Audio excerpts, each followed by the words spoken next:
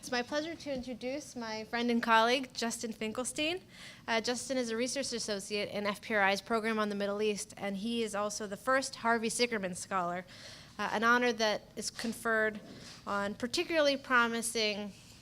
Justin was first an intern, and then he, was a research associate, to memorialize President Harvey Sicherman, who Justin worked with as well. Justin's research focuses on issues related to the Arab-Israeli conflict, Israeli and Palestinian public opinion on the two-state solution, which is the subject of his talk today, and Israeli domestic politics. He's worked as a program associate on, for the study of the U.S. Institute on Religious Pluralism and Democracy. He received his master's degree in Near Eastern Studies at NYU in 2012, and he's currently at the American Friends of Hebrew University. So please join me in welcoming Justin. Thank you, Tali, for that introduction. I really appreciate it. And before I start, I just want to say thank you to FPRI for having me, for everything FPRI has done for me. As you could tell from what Tali said, I really appreciate it, and thank you for having me speak. It's really an honor. And it's been great meeting everyone over the course of the weekend. And before I start, I just want to ask, how many people have seen my, just want to make sure I'm okay on time. How many people have read my paper that was apparently sent out on public opinion among Israelis and Palestinians? Okay. Oh, okay. So like half. All right. So if anything is repetitive, so hopefully you'll get something more out of this presentation than just what was in the paper. But basically, as you can see, I'm talking about Israeli and Palestinian public opinion on solving the conflict, on solutions to the conflict. Basically, I'm going to be focusing on public opinion on the two-state solution, Israeli and Palestinian public opinion on the two-state solution. Do they support it? Are they against it? What kind of solution, what kind of two-state solution are we talking about that's supported or opposed? And also I'm going to look at some other solutions to the conflicts that have been polled among Israelis and Palestinians to compare what gets more of a consensus among both peoples. So if you've followed the news on public opinion and read the headlines on some polls that have been conducted over the past several years or the past several months or even over the past several weeks, you'll see that a lot of contradictory headlines. Some saying Israelis support a two-state solution, and then the next day you might see a headline that says Israelis are against a two-state solution, and the same thing with Palestinians. So basically, my objective is to try to navigate through this constellation of polls and to try to draw some conclusions from all of them about Israeli and Palestinian public opinion. So just a little overview before I start. I split this presentation into 4 parts. First, I'm going to talk about something called the Joint Israeli-Palestinian Poll, which will basically be our reference point for the rest of the presentation on a two-state solution, and it's probably the most methodologically consistent poll that's been conducted over the past decade among Israelis and Palestinians. Then I'm going to move on to Palestinians and polls first that support the findings of the joint poll, then polls that complicate the findings of the joint poll, and then what we can draw from all those polls taken together. And then I'm going to do the same thing for Israelis. Polls that support, polls that oppose, and conclusions. And finally, I'm going to finish with some conclusions about Israeli and Palestinian public opinion as a whole. So first, what do I mean by Israeli and Palestinian public opinion? Pretty straightforward, approximately 500 or more of Israelis and Palestinians being polled for each of the polls that I'm going to present. For Israelis, we're talking about, depending on who you ask, 8.1 to 8.9 million Israelis who hold citizenship between the Jordan River and the Mediterranean Sea. 75% Jewish, 20% Muslim, 5% other. And for Palestinians, 4 to 4.5 million Muslims, Christians, and others who live in the West Bank and Gaza Strip, 97% Muslim, 3% Christian. Just so we can visualize the demographics a little better, I'm talking about in the purple area being what's often referred to as Israel proper. That's where if we say there's 8.5 million Israelis who hold Israeli citizenship between the Jordan River and the Mediterranean Sea, all except for about 500,000 or so live in the purple area, with, like Dr. Wasserstein was saying yesterday, about 500,000 total in East Jerusalem. If this is working, in East Jerusalem and in the West Bank, about 350,000 Israelis. For Palestinians, about 2.5 million Palestinians live in the West Bank, and in the Gaza Strip, like Dr. Wasserstein said, about 1.8 million Palestinians. And we already saw a map just like this. I just want to emphasize that, like we said, Area A and B has most of the Palestinian population in the West Bank. So that's who's being polled, all except for, depending on who you ask, again, 75,000 to 300,000 Palestinians, all except for that amount, live in areas A and B. And in Area C is where all the Israelis live, with the minority Palestinian population in Area C. So that's three areas: Area A, Area B being where most of the Palestinian population is, and Area C being where all the Israeli settlers are, and some Palestinians. So the Joint Israeli-Palestinian Poll, what is it? It's a poll conducted at least once a year by the Harry S. Truman Research Institute for the Advancement of Peace at the Hebrew University of Jerusalem and the Palestinian Center for Policy and Survey Research in Ramallah. And I should mention now that Dr. Khalil Shikaki is actually the director of the Palestinian Center for Policy and Survey Research, as we know from yesterday. And I promise you, it was no backroom deal that I would include him, and that I happen to work for American Friends of the Hebrew University. It's really just a coincidence, and if you don't believe me on anything else I say, believe me on that.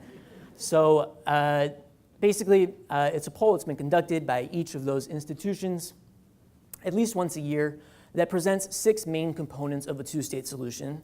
And it asks the PSR, the Palestinian Center for Policy and Survey Research, asks Palestinians and the Hebrew University Israelis about 6 components of a two-state solution. And after each component, they ask, do you support this or do you oppose this? And at the end, they ask, okay, now that everything has been presented, do you support the overall package or are you against the overall package?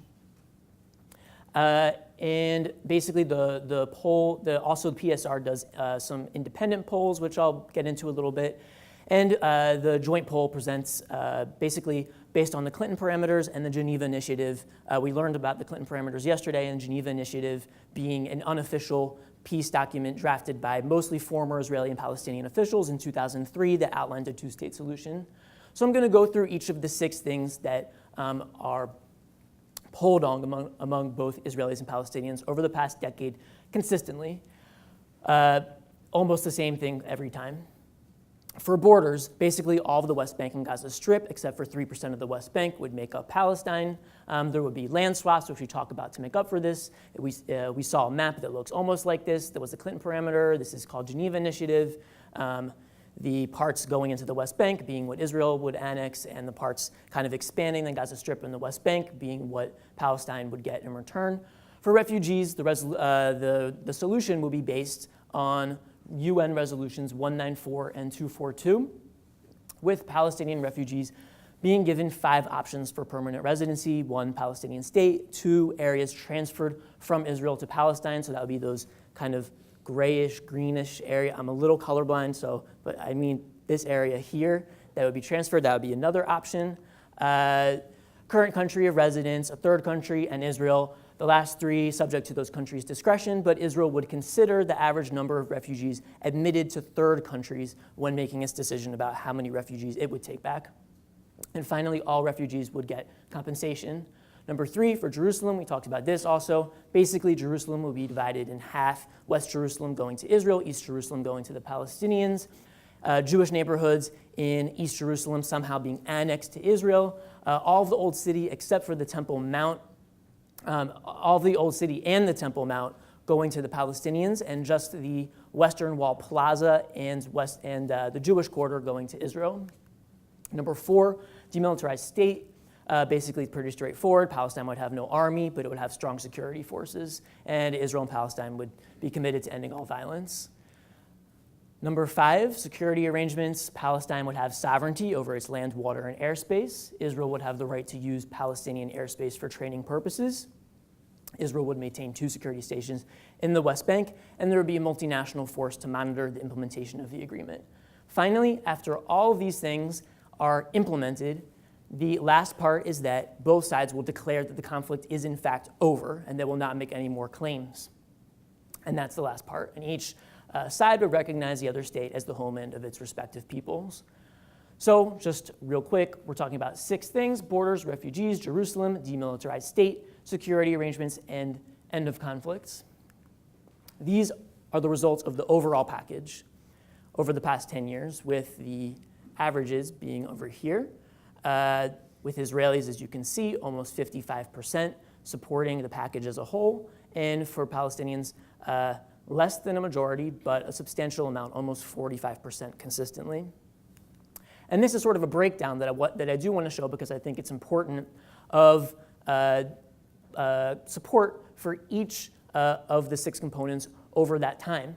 And what I have in red are the things that are particularly difficult for both Israelis and Palestinians. They get much less support than the overall package. For Jerusalem, support for the ideas presented in the joint poll is only 35-40% or so support, which is way less than what it is for the overall package. For Palestinians, same thing with the demilitarized Palestinian state, only mostly in the 20-somethings% support, way less than support for the package as a whole. And for things that are supported, Israelis like a demilitarized state, and Palestinians like the idea of the end of the conflict, both of those getting more support on average than the package as a whole. So it's important to remember that not all the things in the package are supported equally, even if the whole whatever the whole package is supported as, different things have different levels of support.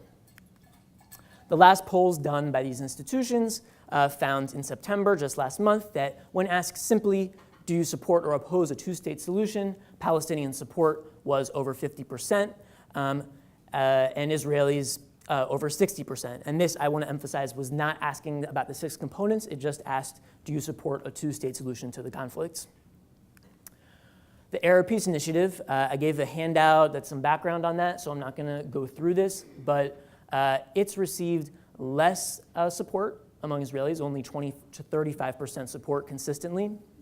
For Palestinians, for Israelis, and for Palestinians over the past several years, only 47% to 65%. Well, that's a majority support usually, but sometimes a little less than 50% support, with the last poll in June finding 50% support for the Arab Peace Initiative, and this being either with the amended initiative, which I had as some reading material, or if it wasn't amended, it didn't make much of a difference among Israeli and Palestinian public opinion. The amendment being the addition of land swaps and the border not having to be exactly on the 67 lines.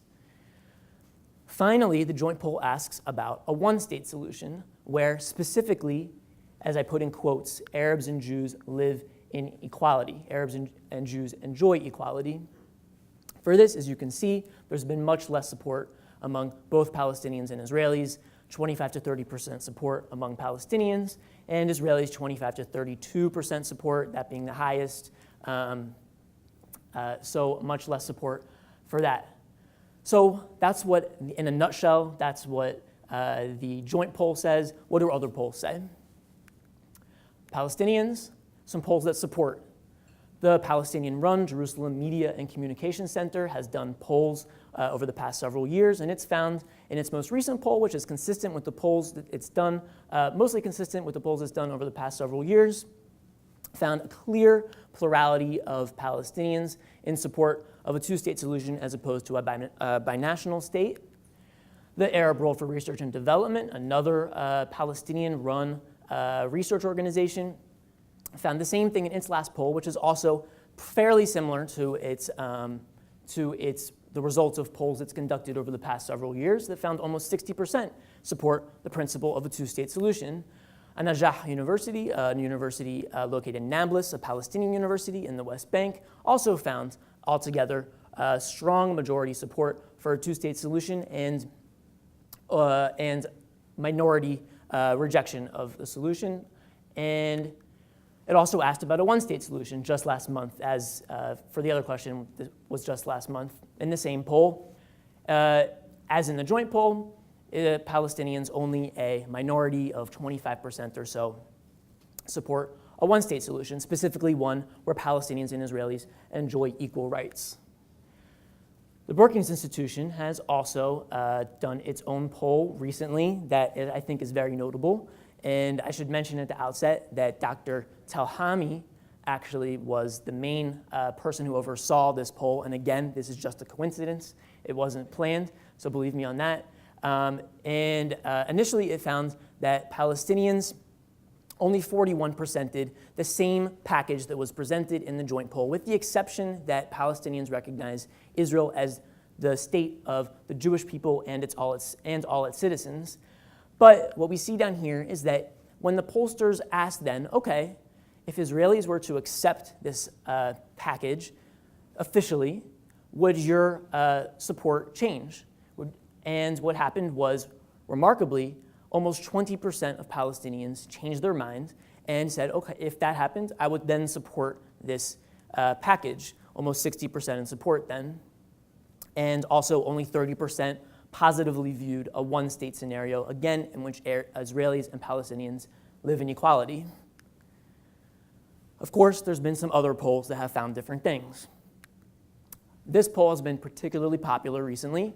The Washington Institute for Near East Policy, very prominent think tank based in DC, asked Palestinians gave them some options about what their view about what the main Palestinian national goal should be for the next 5 years. And it found a considerable majority, a strong majority of Palestinians who said the goal should be to work toward reclaiming all of historic Palestine from the river to the sea, 60%, with way less, only 27% about supporting a two-state solution, and even less supporting an alternative one-state solution that was polled that I showed before, where Arabs and Jews have equal rights in the whole of the land, West Bank, Gaza, and what makes up all of Israel. Another poll that's gotten a lot of press was done by multiple organizations in 2011, and this question asked to say whether you have warm or cold feelings towards various solutions to the conflict. As you can see, in red, a clear majority, although not a big majority, but much more than the other options, a one-state solution, ostensibly a one Palestinian state solution, was what was favored. The same poll asked, okay, what if Palestinians were to reach a two-state solution? Do you think the real goal then should be to move to one Palestinian state over the whole land? And Palestinians, again, pretty overwhelmingly, prefer to start with two states and move to one state.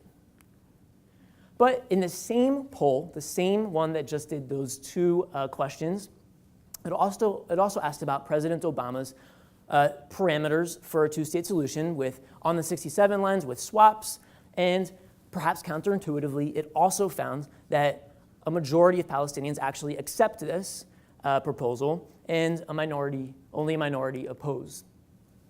Another poll done by the Arab World for Research and Development found, interestingly, in 2010, that a majority of Palestinians would at least be willing to tolerate a situation where there's one state where Israelis and Palestinians are equal citizens between the Jordan River and the sea. In addition to, of course, finding that 78% of Palestinians think it's essential that historic Palestine be reclaimed from the Jordan River to the Mediterranean Sea in their view. But, of course, still, as you can see, a two-state solution also getting majority acceptance as tolerable among Palestinians. A poll that also has gotten a lot of press. The Palestinian Center for Policy and Survey Research did a poll in August, right after the Gaza war. And as you can see, it found that if there were elections then, Ismail Haniyeh, the leader of Hamas in the Gaza Strip, would soundly defeat Mahmoud Abbas by a large percentage, 61% to 32%. Same thing for Hamas. As a party, they would get 46% of the vote, 31% for Fatah, and it found that a majority, 72% of Palestinians, favor transferring Hamas's armed approach to the West Bank. So understandably, people thought that this constituted an unprecedented change in opinion that would affect the peace process and possible outcomes of such a process. But the researchers note at PSR that this is part of an overall trend. And I put it into a graph so we can understand better. Basically, these are all the polls that have been conducted of Israelis and Palestinians, of the Palestinians by the Palestinian Center for Policy and Survey Research since a little before the first big Gaza war in 2008-2009. And as you can see, it found that after each Gaza war, support for Haniya spikes. The last time, of course, being a really big spike. But after each war, things sort of evened out again, with Abbas having not overwhelming support over Haniya, but support over Haniya. And the trends kind of looking like the same thing could happen again, with Abbas already coming back in the next poll that was conducted in September. Same thing for Fatah and Hamas, possibly even stronger to say that the same thing will happen because Fatah has almost already caught up with Hamas. So what can we say about Israeli and Palestinian public opinion as a whole based on all of these polls? Basically, I think you can say lots of things, of course, but the main thing is that there's a difference between what one wants and what one is willing to accept. So there are basically, if you go through all the polls I just went over, they're basically asking, in general, the questions can be divided up into two types of questions. One, what do you want? What do you prefer?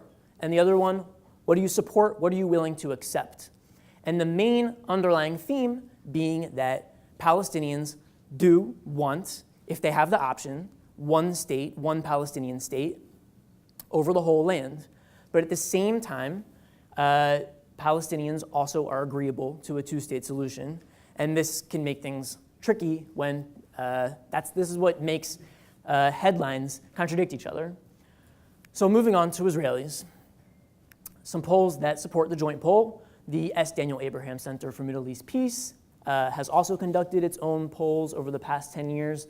And it's found that in a basic package that is basically reflective of what the joint poll presents, except that refugees would only be allowed to return to the Palestinian state, almost always a clear majority of Palestinians in support.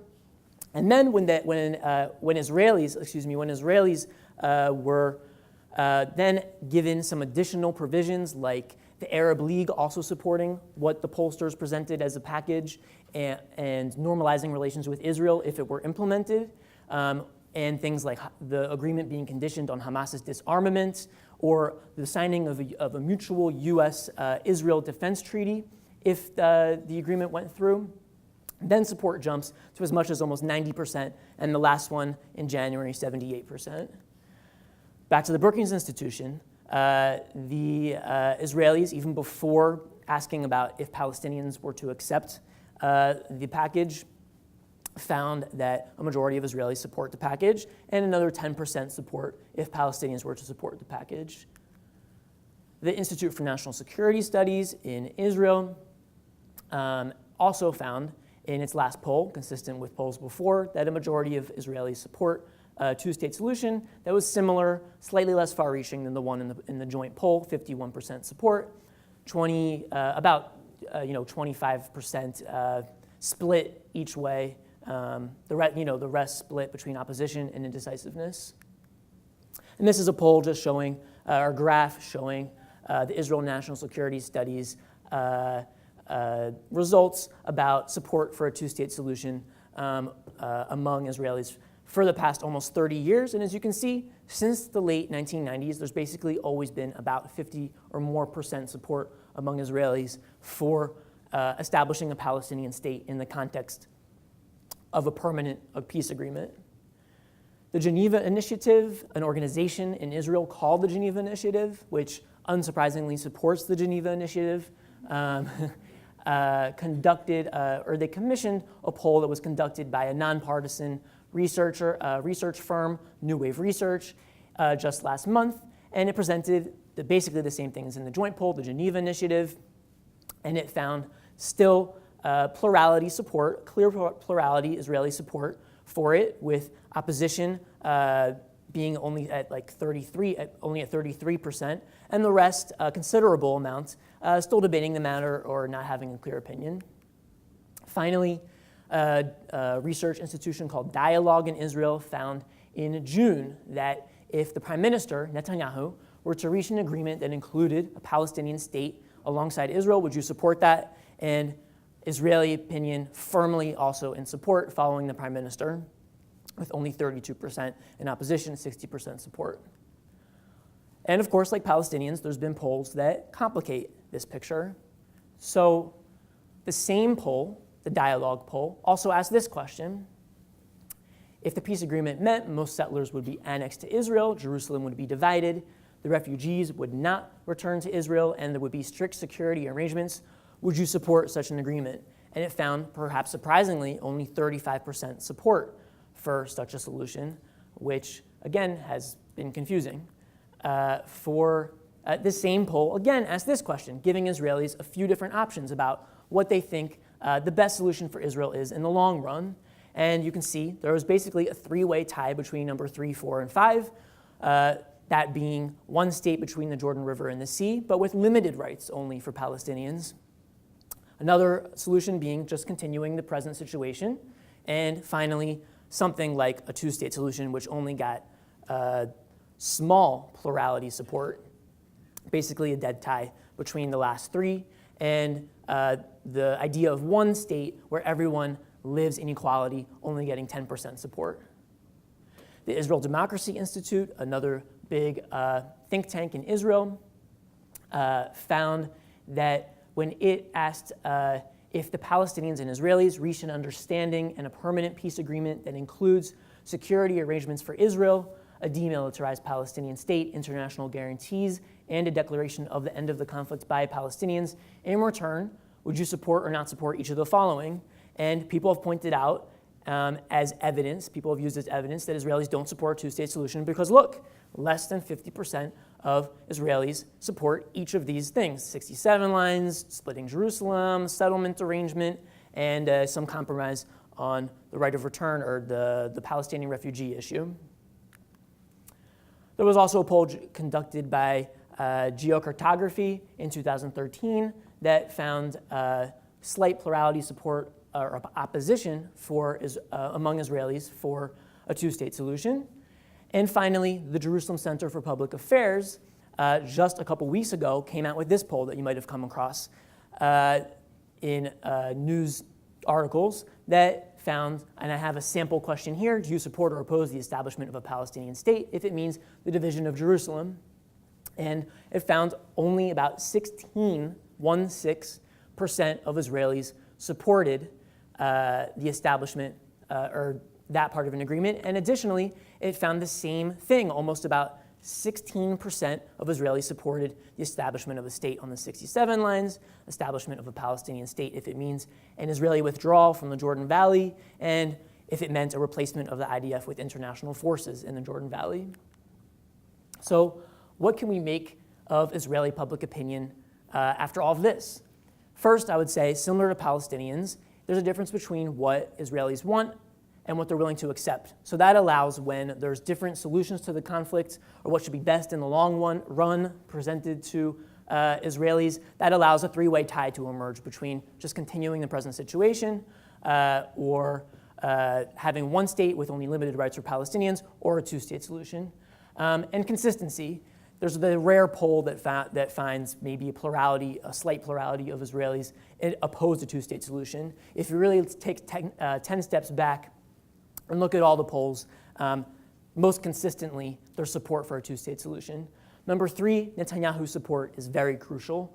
There was another poll that was done in 2013 that I didn't include here that asked if the Prime Minister, if Netanyahu were to accept the Arab Peace Initiative, the amended initiative, would you support it as well? And it found almost 70% of Israelis would then support the initiative as well. Finally, basically, Israelis need a whole package in order for plurality or majority support to be there. And And support can change based on what may seem like small differences. For the dialogue poll, it didn't include the idea of a demilitarized Palestinian state. That can make a big difference. That was one of the most popular things among Israelis that we saw in the joint poll. JCPA, the Jerusalem Center for Public Affairs, similar thing. It didn't even include the questions as being part of an overall peace agreement. It simply called Israelis and said, do you support the division of Jerusalem? Well, understandably, most Israelis, without a peace agreement being included, as part of that, didn't support that. And with the Israel Democracy Index, the support for those individual things that was less than 50% is actually similar to the joint poll findings about similar compromises. Finally, what can we conclude about Israeli and Palestinian public opinion as a whole? When people say what Israelis and Palestinians want, or when they say even that their opinion is very far apart from each other, that is very true. They really do want things that are extremely far apart from each other, but it's what they're willing to accept where there's some kind of consensus that can be found. And that's mostly for Palestinians. If certain parameters are included, mostly what's in the joint poll as part of a whole package. If you throw in the Arab Peace Initiative, if you throw in Israeli acceptance of that, support can almost consistently rise to plurality or majority support. For Israelis, a whole package needs to be presented, and then you really get strong and consistent support, more support for that for any other solution. And that leads me to conclude that even though it's not overwhelming, the majority of people living between the Jordan River and the Mediterranean Sea, there's more of a consensus among them for a two-state solution than there is for any other solution to the conflict. And I'll leave it to Q&A.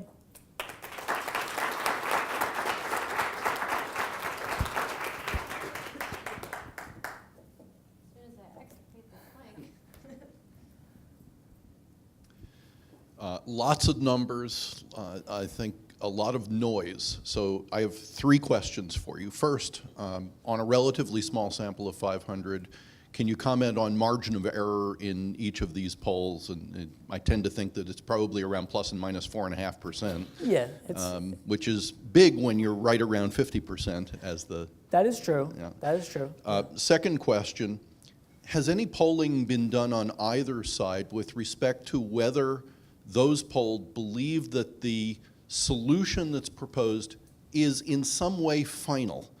Because we know that for radicals on both sides, the solution may be viewed as an interim, so I'd be interested in whether there's some view of finality. We see some hints of it in terms of what they want, namely, we'll take a two-state solution, and then we'll take the rest of it.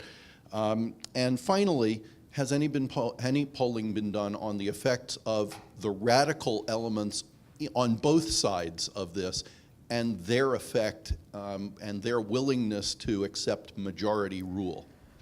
Okay, so I think I'll go in reverse. The last question, there hasn't really been a poll that's asked Israelis and Palestinians, just a representative sample, how do you think the extremist elements would affect this? I haven't really seen a poll that asks specifically that question, but it's a theme, and I would say personally that the big kind of issue here is that the extremists, or not to equate them, but extremists on both sides speak much louder, are much more organized than the people who support something like this.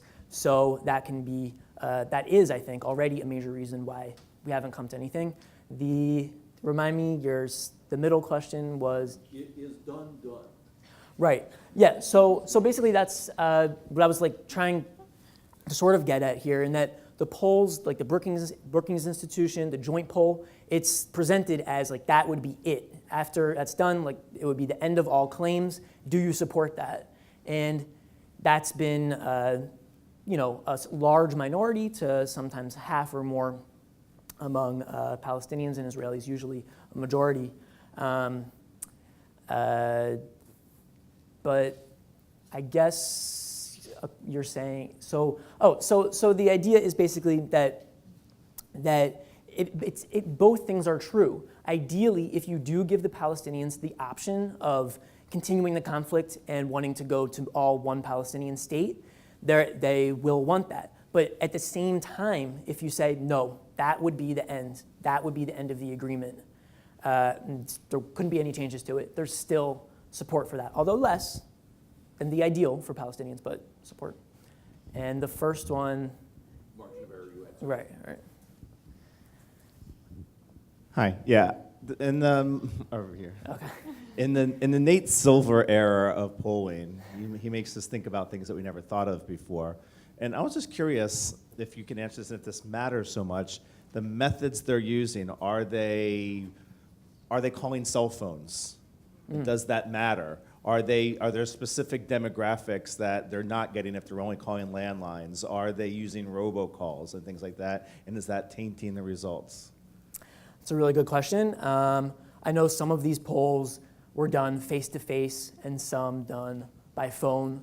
And it's on both sides, and both get sometimes this result, sometimes that result, being sometimes supportive of two states, sometimes opposition.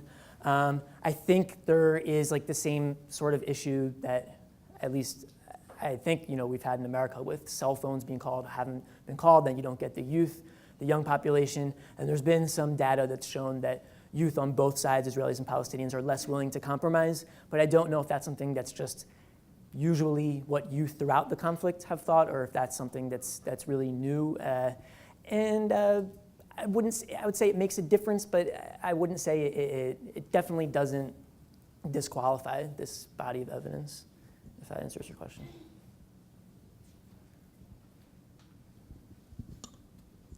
Thanks.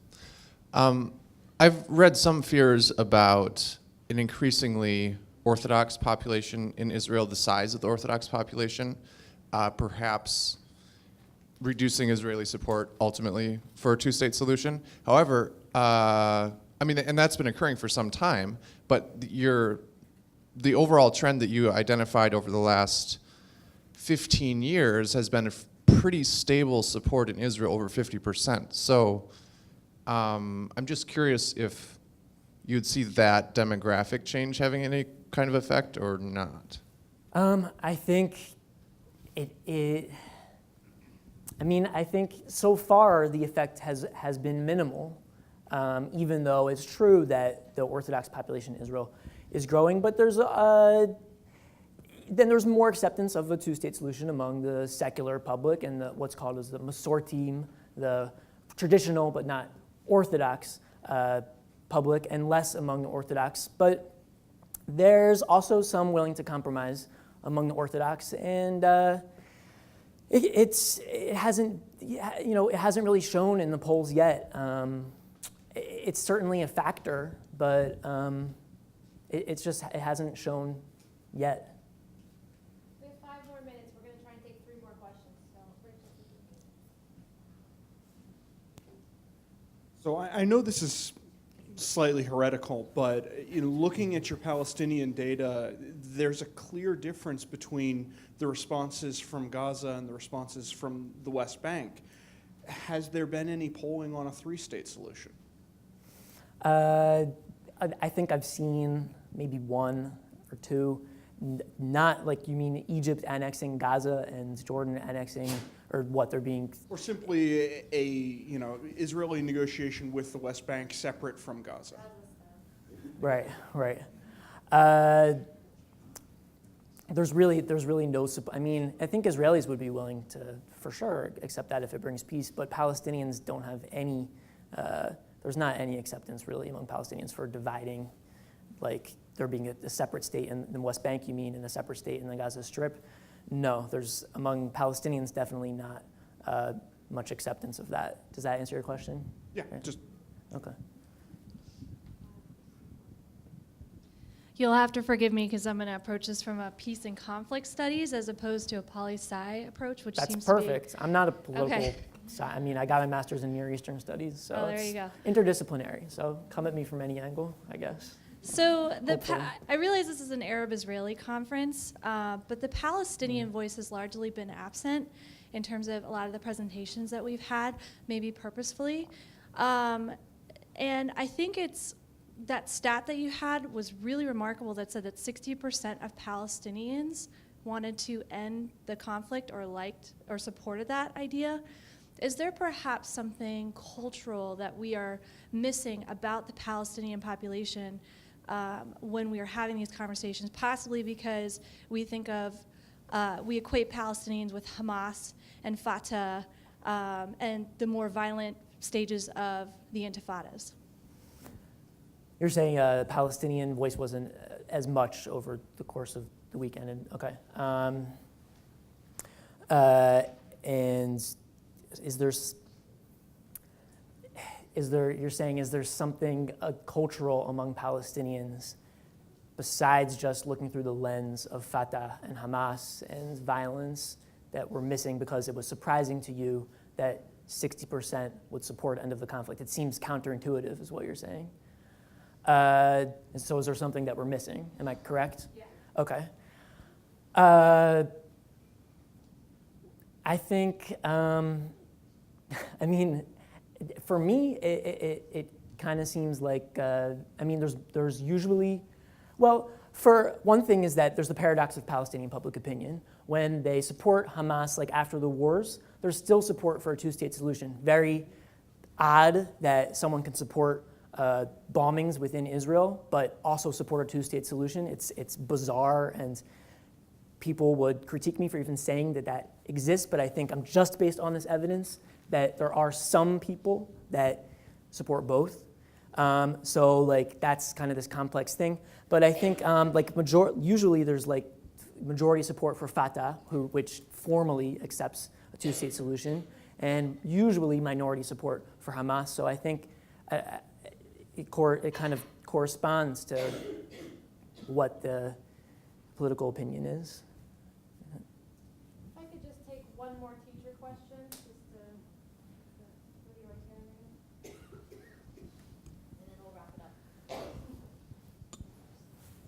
So thank you for information that will help us teach our students to delve a little deeper into questions, so that's super valuable. I wondered what you thought it would take in terms of the stats to see a tipping point. Like, how much does public opinion matter, and where would we have to go to see a difference there? That's a really good question. It's not to give you an unsatisfactory answer, but it's really hard to say, of course, how much public opinion is needed in order to have a solution happen. But I think that, like I said, there's people who are against it that are more organized and more vocal on both sides, and that is basic. That's a big impediment, even if there's like 50% on both sides that are willing to agree to a solution. And again, that's not equating the oppositionists, the opposition on each side. And I think that there's certain things also that we see that if they're done, then support really rises, and the mood can change. So, for example, Palestinians they wouldn't really even believe it, but once it sunk in, if Netanyahu were to come out and say, I support what the Geneva Initiative, Clinton parameters, and as part of this, I support the Arab Peace Initiative, and Abbas came out and said, I agree to it too, then things can change, I think, and you can get that support. But you'd still have people who'd be against it that are already very well organized, and that presents a very tough situation. Okay, thank you. Please join me in Thank you. thanking Justin.